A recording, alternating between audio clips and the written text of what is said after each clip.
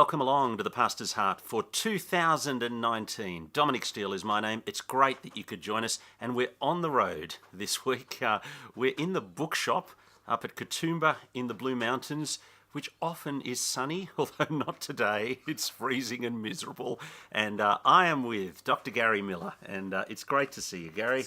Good to see you again, Dominic. Gary, of course, is the principal of Queensland Theological College, and he's the main speaker this week at what's called the Church Missionary Society, or CMS Summer School for New South Wales. It's a big conference, 3,000 or so people, and a squillion children, and you are teaching on Jeremiah. Yes, I am. Yep. All of Jeremiah. All of Jeremiah. In 7 talks. In 7 talks. Yeah. And it's been great so far, and we've really appreciated it. Now, we're talking the pastor's heart. There's a whole lot of questions I want to ask you about ministry and the practice of preaching. Yeah. But let's talk the pastor's heart. And I want to go back to the last conversation that you and I had, and we were on a car trip to the airport, and we'd both been doing a conference down in Melbourne, and I was talking about the difficulties in ministry that I'd had, and you were talking about some of the difficulties, and you told a story of being on trial for heresy. And I don't think people today, they think of you as the respected principal of the Theological College, the chairman of the Gospel Coalition of Australia, and we just assume everything has always gone well for you, Gary. Tell us about your heresy trial. That's why I was deported. We went to a pair of small churches in Dublin in 2000, and essentially the Bible had never been taught. There were some warm-hearted people, perhaps some less so, and to cut a long story short, some of the churchy people who'd been there for a long time decided after a couple of years that I should be removed, and so started a campaign to have me removed by our presbytery and the Presbyterian system. And then the presbytery said no, and they appealed to a higher body. So that process took about 3 years to reach its conclusion. So there were 27 reasons why I should be removed. 27 reasons. I thought it was quite impressive to get to 27. Yeah. Now, you alluded this morning in the talk that you gave that people had come and said, we don't want you to talk about forgiveness, and could you not talk about Jesus? I'm imagining talking about forgiveness and Jesus were some of the reasons that you were... Yeah. They were. It was a very unusual situation where people, normally in church conflicts, people are savvy enough to attack your character or actions that are that were a judgment call. In our situation, actually, people said out loud, "We don't like the gospel. We don't like Jesus." It made it actually relatively easy. There's nowhere to go if someone says, "Will you change your message? Yeah. Could you stop talking about forgiveness?" So, unlike many of my friends who've been through very difficult times, where there was a degree of ambiguity and they went through endless self-doubt, trying to work out if they'd done the right thing. Whatever mistakes we made from the get-go, it was quite obvious this was about the gospel, and our opponents actually said that. Mm-hmm. So, it still took quite a toll on you, though. It did, and yet I think we knew. We went to a church revitalisation where I think my predecessor was a classic liberal, really believed in very little. So we knew it was going to be bumpy. And I do think knowing in your expectations are terribly important. So we expected it to be hard. We didn't envisage quite the way it worked out, but we weren't taken by surprise. Also, people were becoming Christians, so standing with them against people who were opposing the gospel was also a delight and an imperative. The hard thing, and I think this is probably always the case, the hard thing to deal with was friendly fire.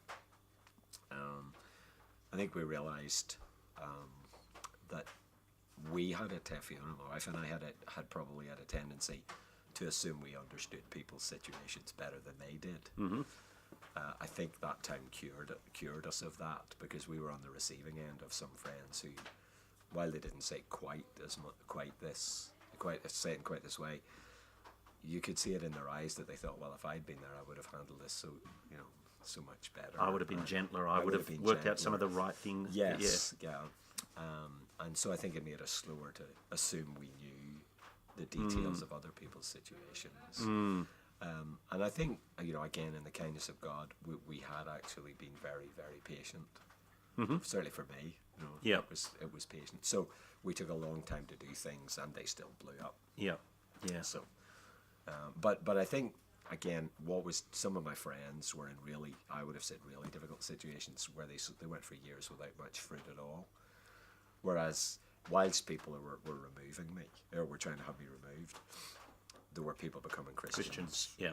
Yeah, almost on a weekly basis. Yeah. And the church was growing, and Yeah. those people weren't at church. So. Yeah. Yeah. Now, in the role you have Yep. at Principal of the Theological College in Queensland, part of what you're doing is training preachers. Yep. And tell me, how can you preach in a way that is simple and clear but rich in application? Work at it for the rest of your life. I think that's what we all want to do. Yeah. I mean, it's one of those things. The first thing I say to our guys is you do actually have to learn to preach simply. And getting it into people's heads that if it's not simple and clear, they haven't finished. They haven't understood it. And the basic skill of preaching is to take part of the Bible and open it up for people in a way that is crystal clear, and to do that week after week after week. And I think all of us, certainly I was like this, when I was preparing, early sermons, I wanted all of them to be brilliant. After a while, you realise that's not, it's not going to happen. So I just say to our guys, what, you're trying to be solid and faithful and interesting week after week. But simplicity isn't everything, because in any kind of local church situation, people are going to be listening to you a lot, and so that's where the work of making it rich. That's the real challenge. But to make it rich without losing, the clarity, the simplicity that makes it easy to listen to and understand. And I think when I started to preach, I wanted to be dense. I wanted to be, to be worthy and weighty, and to show that I may be, maybe 25, but I've got the wisdom. I have the wisdom. Yeah. And I cringe when I look back, because I did everything the wrong way around. I tried to be heavy and then had to kind of reverse engineer back to simplicity. And I think it depends on your tradition and who your influences are. But I do think if you can learn to be simple to handle the text well, and that's a realizable goal, I think, for almost anyone, then you need to do the extra work to think people are listening to me week after week after week. How can I teach in a way that is engaging and actually helping people to live for Christ and to reach their friends? So this week you're preaching on Jeremiah, the whole book of Jeremiah, 7 talks. The first one you did 6 chapters. Then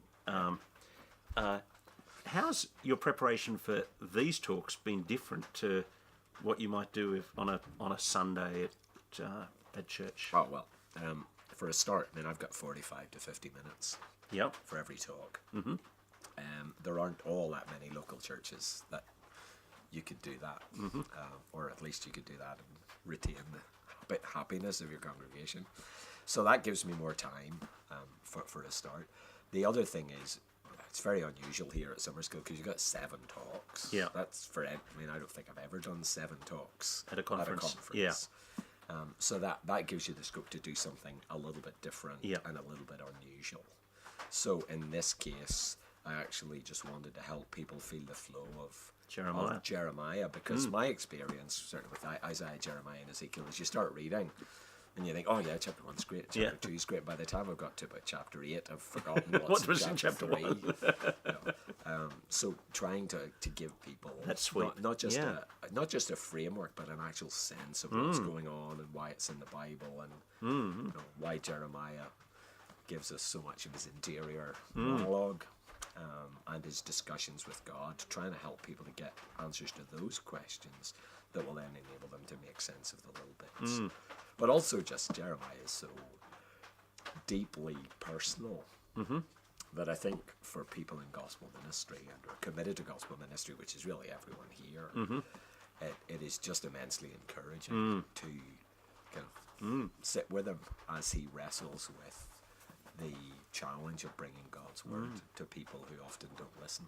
Now, I overheard a little conversation that you were having with Andrew Shee, who's also an Old Testament wizard. Yeah. You were discussing, in writing commentaries on Jeremiah, should you write a commentary for a preacher who wants to preach 6 chapters at a time, or to preach 1 chapter at a time? Yeah. So what's your advice for a local minister? If I was going to tackle Jeremiah, would I try and do what you've done, 6 chapter slabs, and do it over 7 weeks? Or I think my rule of thumb, is I want to get to the end before people have forgotten what was going on at the beginning.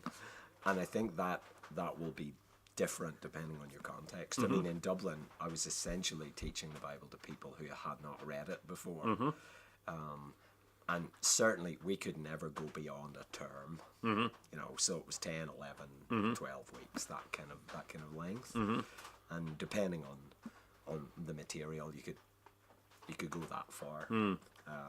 But with something like Jeremiah, I think you still have to cover 3 or 4 chapters in chunks, which is tough enough. I think the big problem, of course, for preachers is always the amount of reading that you have to do. And, I know there are some people who manage to, do all the reading months in advance. Yeah. But I think for most of us, and certainly I was like this most of the time, the reality is you got maybe a day to think about it in advance, and then you were having to do the reading in the same week that you wrote the talk. If you're trying to read 4 chapters of a commentary on Jeremiah, for example, even if you're looking at 3 commentaries, you can end up with 1,200 pages of reading, and you get to Saturday and you haven't started. Well, I've got a question here on Facebook from Mark Calder. Yeah. And he's asked, what happens when you experience what you described in your second talk? You think on Saturday night that your talk for Sunday is rubbish, and you have nothing left in the tank, and that you're just going through the motions. Now, just assuming that this has never happened to you or me. So hypothetically, what happened? No. Yeah. It has happened to us. It certainly has happened to me. I think I would start again. Personally, I would. If I would look at it, if it really is rubbish, there's a sense in which I don't know about you, but I always type the last sentence in my, in the talk and go, I had such great hopes for that talk when I started. So in that sense, you always live with a sense of this isn't what I hoped. Yeah. And sometimes on Saturday night it could just be I'm tired and a bit low. But there are other times where I've looked at it and gone, this does not make sense. I took a wrong turn on Tuesday. Yeah. And I always thought, well, at that point it's far better to throw it in the bin and do something clear and simple and even shorter if it is comprehensible than to labour on with what I had. I did have an experience. One of our students said to me, I turned up in his church one Sunday night because I'd been away and our church didn't have a service, and I went in and he said, "Oh, Gary, did you have to come tonight?" And I said, "Oh, thanks, good to see you too." And I said, "Why do you say that?" And he said, "Oh, he was preaching on Zephaniah." And he said, "I don't know why I did it." He said, "This is the 3rd time, the 3rd version of this talk, and I've just the ink's drying on it. I'm still not happy with it." Right. And I said, "Oh, that's great." He said, "What do you mean great?" I said, "Look, I just want to be taught by someone who cares deeply about this and has put in hard yards." He said, "Look, forget about me and just get on and preach it," which he did, and it was really good. But I think it's that balance, that I don't want people.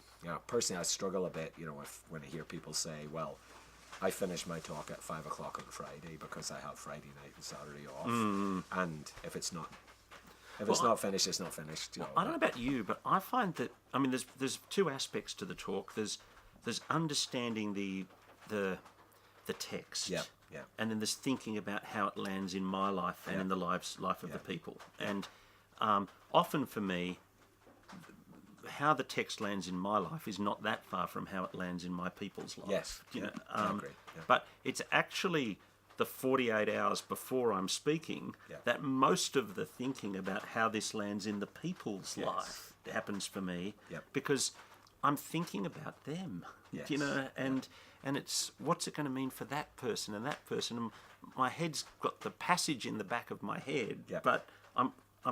Well, I think that's the way it's got to be. It should be. I mean, in Dublin, sometimes I would occasionally be in church on Saturday night, and I would, every so often, I would go and sit. And, you know, people are creatures of habit. People tend to sit in the same areas. But I would actually kind of go, how's this going to play for this woman who's going through a divorce, and, you know, that this couple have just heard that there's, you know, their son's same-sex attracted, or, you know, I think that's vital. Yeah, but I think sometimes there's a sense in which when you've done your reading and you've done your exegesis, you're ready to start.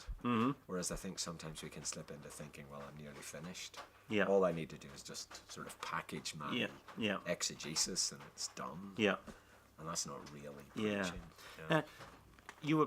We were chatting before about how I structure the talk in terms of, am I aiming to really just show people exegetically what's gone on in the chapter, or am I aiming to have this sing in their life? You know, do you want to talk about how structure of the talk sets us up for good or bad application? Yeah, it's interesting in college. You know, I mean, I every week I listen to 2 or 3 student sermons, and reflecting on my own preaching and listening to those, I realised that almost without exception, when a sermon was dull, and you know, a reasonable number of them are, it was reflected in the structure.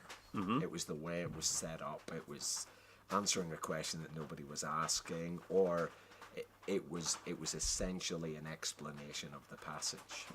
And so, you know, the 3 points of the sermon or whatever were, you know, Jeremiah did X, Jeremiah did Y, Jeremiah did Z. And so I realised that, you know, if you do your exegesis, and then there's got to be a next stage where you kind of map out the talk. But if you map out your talk as an explanation, you will end up with a sermon that is an explanation. Whereas, you know, I suddenly realised with a tweak, I mean, the talk has still got to be shaped and driven by the text. But if you set it up so that the headings are actually pushing towards application or encouragement, or, you know, whatever it is, then I realised that if I've got the outline right, that implicit in the way in which I've set the talk up is the application. You know, so that I'm arguing a thesis, or I'm arguing you should do something, or here is the takeaway for you, even if it is simply, you know, gasp at God's greatness. You know, if that's my heading, when I'm writing my explanation of the passage and the application, it will just flow. I don't have to think, I am explaining it first, now I am applying it. If the section heading is bow before God's beauty, it will be inherently rooted, grounded in people's lives, because that's what I'm trying to get people to do. And so, you know, I'm quite conscious of this now, that when I set up a talk, I try to make sure that, you know, I'm not overly tied to particular structure or headings or whatever, but if you see the outline, it's very clear what the takeaway is at the end.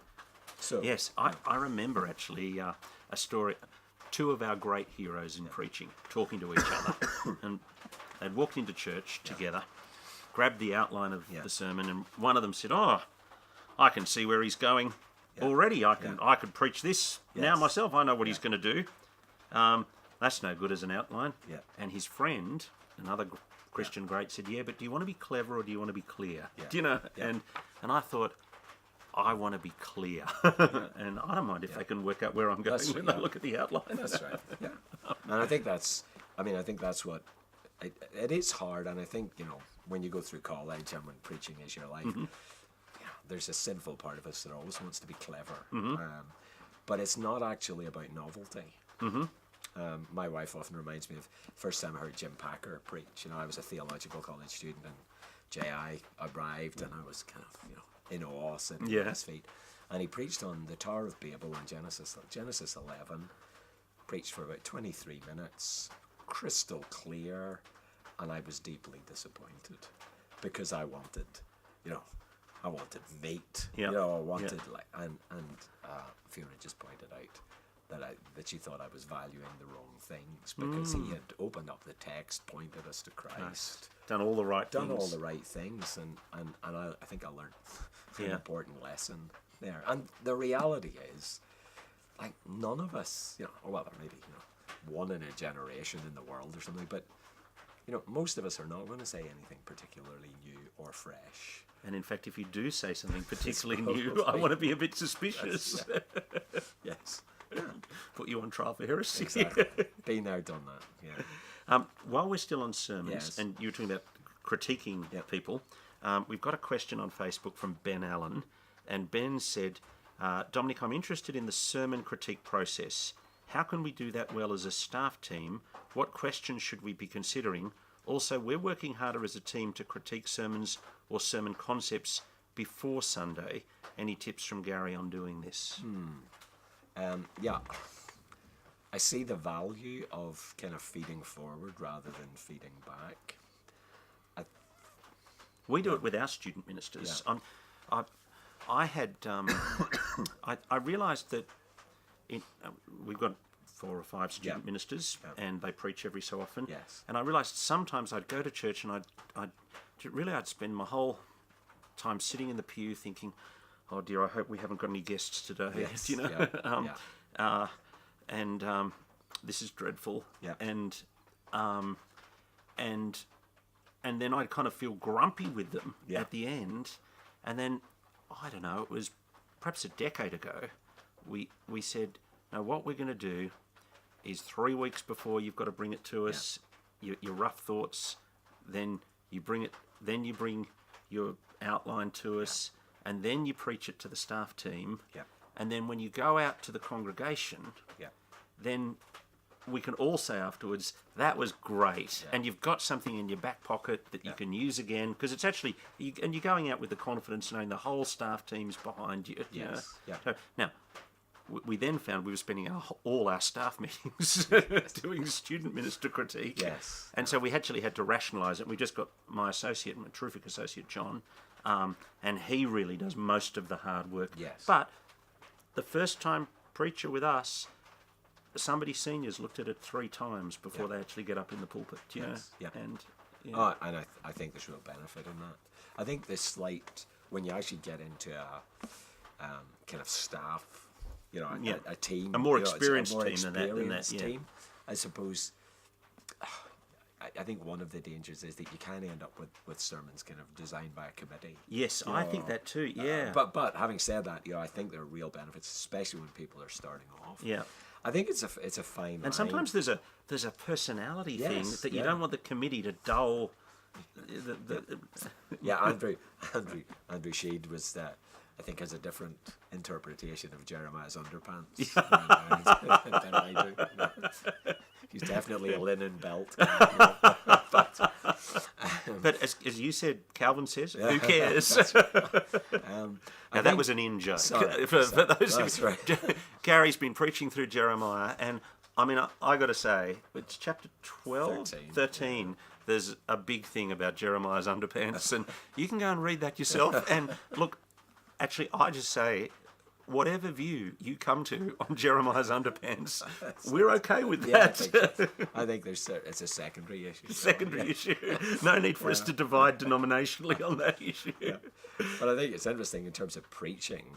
There are some things that for me are, they're non-negotiable. So in kind of sermon critique or feedback in college, the first question is, did he hand or she handle the text properly? Mm-hmm. If the answer to that is no, they don't get any other feedback. Because there's a sense in which until you get that, you nail the text week after week after week, I don't really want people to become a brilliant communicator of error. Mm-hmm. So I think that's the first thing.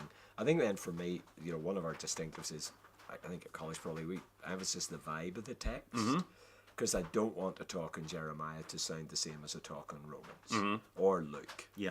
You know, so we spend a bit of time on that.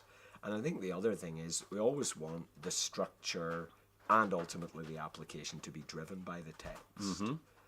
So the text really has to match the talk, because I don't really want to come away from a sermon thinking, that was a fantastic sermon, I've no idea how he got from the text to that. Yeah. And I think it has the key effect when your talk is shaped by the text, when people, you know, just ordinary Christians or unbelievers sitting there go, oh yeah, kind of see where he gets that. That's fairly obvious. I think we're doing. I think we're actually reinforcing people's confidence in the text. In the text, yeah. Yeah.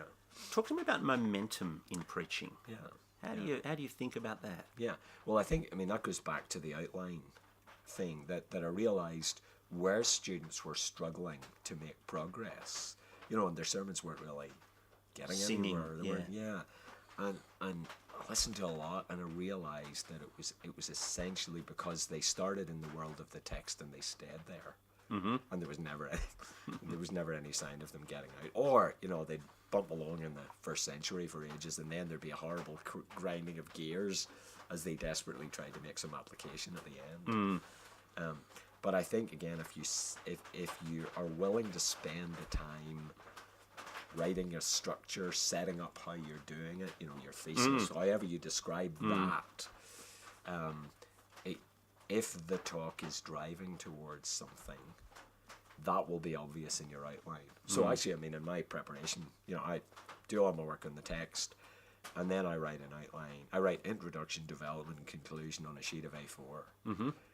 And I don't go past that until I basically have the talk in outline written on a single sheet of A4. You know, and that'll have notes of illustrations for application, whatever. But that, until I've got that, and until I'm sitting, I can look at the text and sort of look at my outline and go, yeah, they fit.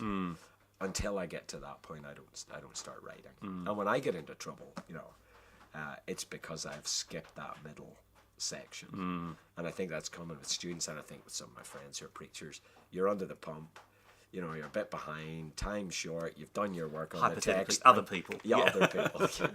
I'm going to start writing. Yeah. And you know, in the providence of God, it will suddenly take on clarity and you know, beautiful form. That's not how it happens. And, you know, I still repeat the error, but I think less than I used to, because if I have to sit, you know, and sometimes it's 10 sheets of A4, you know, 9 of them are screwed up in a ball beside the waste paper bin, you know, as I go, nah, that's not right yet. That's the bit. So when I've got my outline, kind of detailed, scribbled plan, for me, that's the relaxation point. Do you know? Yeah. Where you go, oh, I know where I'm going. I will have something to say on Sunday, you know, so that, you know, I know it'll take me 5 hours to write it, or whatever. Yeah.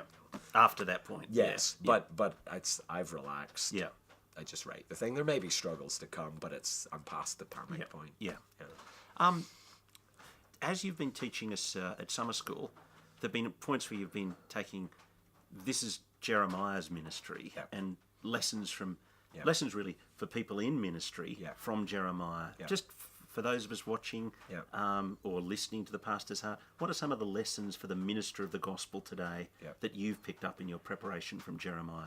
Well, I think the glaring lesson is to be relentlessly word-centered. You know, and that's Jeremiah is about that. His struggles are about speaking God's message into people's lives. And, you know, I think that one of the obvious kind of connections with us is that really Jeremiah doesn't say all that much that's new. It's mostly Deuteronomy and judgment is coming right now. You know, that's really it. But he says that over and over and over again, you know, in 1,000 different ways. And there's a sense in which I think when you read through the first 20 chapters, that at a human level, that Jeremiah has spent himself in finding as many ways as possible to communicate the basic message, which is essentially a gospel of salvation on the other side of judgment. But that is, he uses poetry, prose, vivid imagery, kind of shouts, whispers, pleads, cajoles, and I think there is a